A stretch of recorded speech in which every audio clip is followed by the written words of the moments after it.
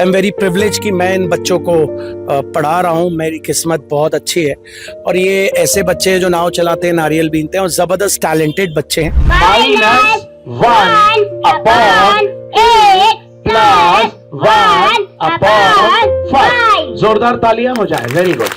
2016 से स्टार्ट किया था 5 बच्चों से, आज ये 225 है सर। मतलब ये बच्चों को क्यों यहाँ पर बैठ के आपसे सीखना पड़ रहा है और क्यों बड़े बड़े इंस्टीट्यूट नहीं? दिन भर अपनी दुकानों में बैठते हैं, नाव चलाते हैं, नारियल बीनते हैं। इनके पास इतने फंड्स नहीं है कि ये बड़े बड़े इंस्टीट्यूट जा पाएं।